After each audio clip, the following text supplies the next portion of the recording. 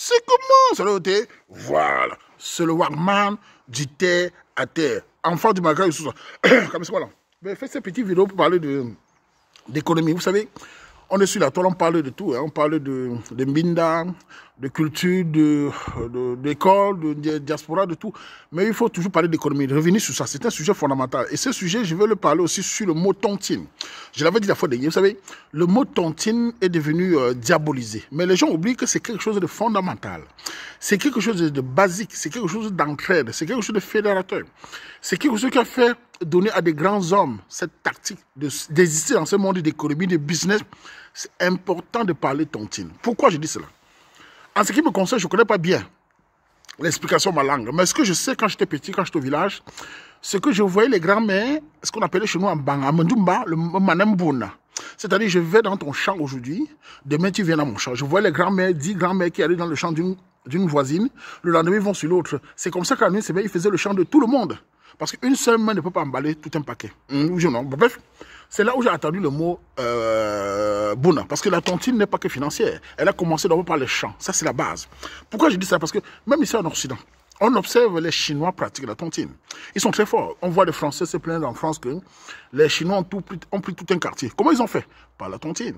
On voit un magasin 100 000 €, les Chinois cotisent, on te donne, tu achètes le magasin, tu fais des business, demain tu cotises pour l'autre. Ils ont pris, au bout de 10 ans, ils ont pris tous les rues, ils ont chassé tous les mecs dans les rues en France. Ici, on le voit partout, même des Juifs sont des spécialistes de la tontine. C'est quelque chose qu'il faut conseiller à tous les Camerounais. Il faut copier ce qui est bien. Il faut adopter cela à toi-même. Et même chaque personne doit penser à l'économie.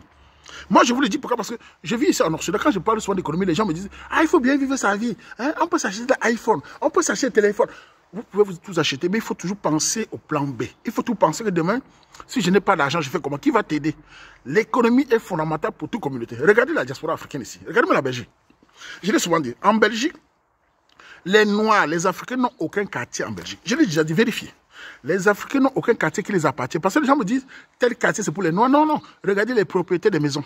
Ce n'est pas les Noirs, c'est les Turcs, c'est les Flamands, c'est les quartiers en général. Les Noirs n'ont pas de quartier parce que les Noirs ne pensent pas acheter des biens matériaux. Du matériaux. Si les Noirs qui étaient ici depuis achetaient les maisons, on aurait des immeubles des Africains où les Africains pourront louer entre eux. Qu'est-ce qu'on fait? On loue aux Turcs, on loue aux Marocains, on loue aux Européens. Les Noirs n'ont pas de quartier. Il est important pour la diaspora camerounaise qui est nouvellement arrivée, parce que nous sommes ici depuis moins de 20 ans. Nous devons conseiller les Camerounais d'acheter uniquement les biens de maison. C'est ce que je conseille comme crédit. Pas de voitures, tout ça. Les biens de maison. Et pour cela, il faut que mes sœurs africaines, camerounaises, apprennent à arrêter les divorces, apprennent à penser économie, à penser fédérateur, à soumettre leur culture dans eux-mêmes, d'arrêter de porter plainte. Car grâce à ce comportement, à cause de ce comportement, beaucoup d'hommes ont peur d'acheter les maisons. Beaucoup d'hommes ont peur d'acheter les maisons avec une femme. Résultat, l'économie camerounaise diminue, même en Belgique. Donc mes sœurs, maîtrisez-vous dans les divorces, maîtrisez-vous dans les longues bouches pour que vos futurs maris vous épousent à l'aise et achètent les maisons qui vont permettre à plus d'économie pour le Cameroun et pour la diaspora ici. Ça, c'est la première chose. Parce qu'on voit la diaspora africaine qui divorce, les gens n'achètent même plus les maisons, les gens vivent en location pendant 20 ans. Imaginez, vous payez 700 € pendant 20 ans. Si c'était dans votre maison, vous pouvez finir ça en quelques temps et vos enfants auront une maison demain, ils ne vont pas être des clochards. Il faut penser toujours sur le long terme. Revenons sur les personnes camerounaises, les jeunes Camerounais. J'ai toujours parlé d'économie, même au Cameroun. Quand tu travailles, tu gagnes par exemple 300 000 francs le mois. Il faut que même au Cameroun, tu gardes minimum 50 à 100 000 francs par mois. En 10 mois, ça te fait 1 million. En 3 ans, ça te fait 3 millions. Tu peux t'acheter un parcelle de terrain, tu peux te construire, tu peux lancer l'activité de poulailler, de tout ce que tu veux. C'est comme ça que chaque personne doit faire pour évoluer. En Occident, c'est la même chose. Un Camerounais qui travaille et qui gagne par exemple, on va dire par exemple, qu'on nous fait 1 500 €. Et qui peut-être n'a pas de charge, imaginons. Et qu'à la fin d'année, il n'a même pas 2 000 à 3 000 € qu'il a gardé. C'est un même PC. C'est un gars qui mange l'argent ou c'est une fille qui n'a pas d'économie. Demain, quand ça va se passer mal, qui va t'aider? Apprenez à penser à l'utilité. Certains vont te dire, oui, mais on peut s'habiller, on doit bien vivre. Moi-même, je m'habille, mais je jongle. Moi-même, j'ai la voiture, mais c'est les poids. Je n'achèterai jamais une voiture neuve en Europe. Ceux des États-Unis, je peux comprendre, parce que là-bas, il y a trop de problèmes de voitures, tout ça. En Europe, je n'achèterai jamais. Pourquoi? Parce qu'il manque l'argent. Parce que je ne vois pas mon utilité. Je préfère bâtir une maison que d'investir dans les voitures avec les oignons qui coûtent cher. Et demain, un accident, tu te retrouves à payer les crédits qui n'existent pas. Parce que beaucoup de gens achètent les voitures, pourquoi? Surtout les hommes. C'est pour les fesses. Nous le savons, on aime les fesses. Mais vous achetez uniquement pour impressionner les femmes, pour impressionner les amis. Et les femmes, vous avez les publicités, mes soeurs camerounaises, vous avez parlé ça. Le problème de mes soeurs camerounaises en Occident, c'est quoi? Les publicités. On aime tous la publicité. Vous exagérez. On vous boue le crâne dans les mails. On vous boue dans les téléphones. Avec les publicités de mèches, les publicités de maquillage, les publicités de screen, les publicités de nyansa, les publicités de machin. Sans compter les gigolos, sans compter les pastos. On mange tout l'argent de mes soeurs. Mes soeurs, maîtrisez ces choses-là pour garder l'argent. Maîtrisez ces dépenses-là pour garder l'argent. La plupart des femmes aiment les grands téléphones. J'ai vu une jeune fille récemment dans le train, elle m'a dit qu'elle achète son téléphone à 1400 €. Une jeune fille étudiante qui achète un téléphone à 1400 €. Un iPhone, c'est quoi là?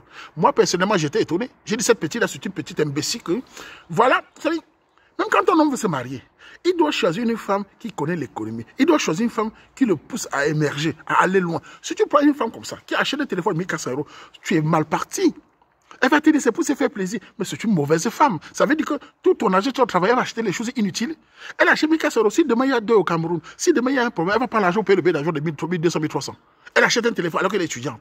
Ça, c'est des femmes que je l'ai regardé, la petite, c'est mes histoires. Elle dit, non, j'ai travaillé pour me faire plaisir. Mais tu peux garder cet argent, acheter un petit téléphone en attendant. Tu n'es qu'un petit étudiant, il y a le loyer à payer, il y a Corona qui peut tomber. Bref, le conseil doit être global. Les hommes comme les femmes. Moi-même qui vous parle. Je viens de ma culture de ma mère. Ma mère est une femme qui a toujours parlé d'économie. Mais tu as dit, on dit que je suis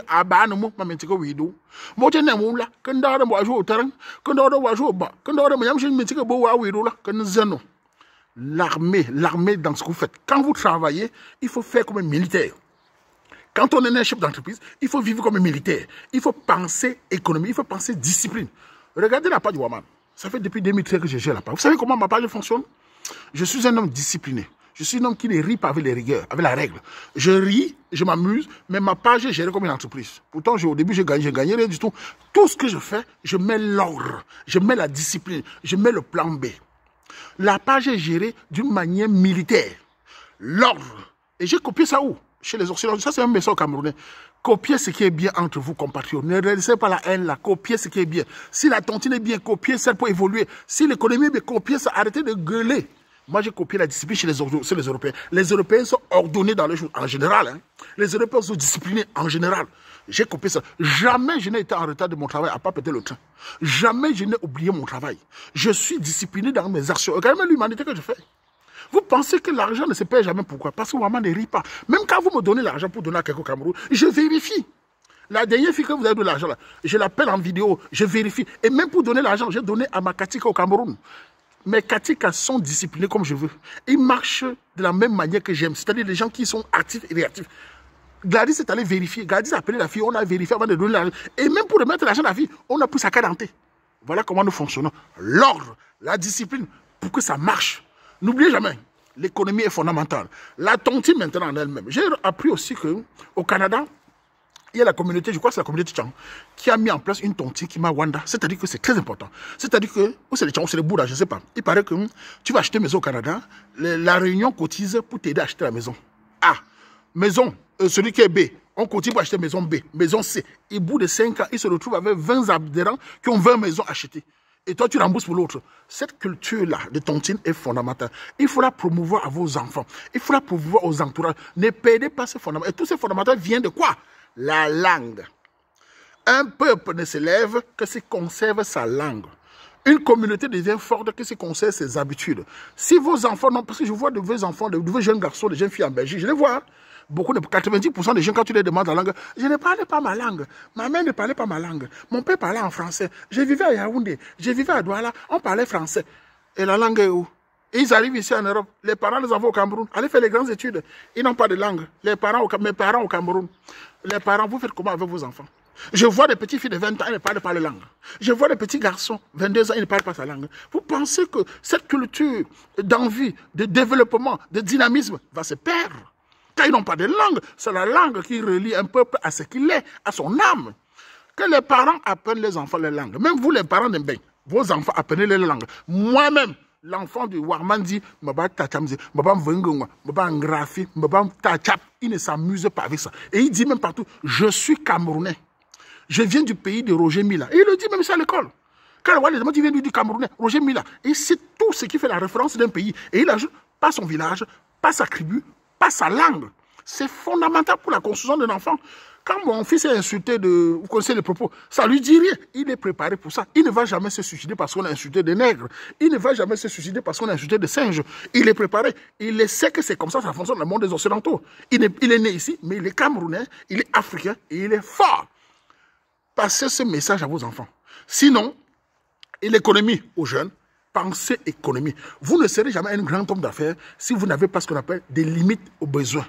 Vous ne serez jamais un grand créateur d'entreprise si vous ne mettez pas la rigueur, la discipline et l'économie. L'économie qui fait un peuple. Ça, c'est vous le dire. Parce que les gens ne savent pas que quand on entend tontine, on crie « Ah, bah, tontine, ah, bah. » Non, non, non, non. C'est quelque chose de bien.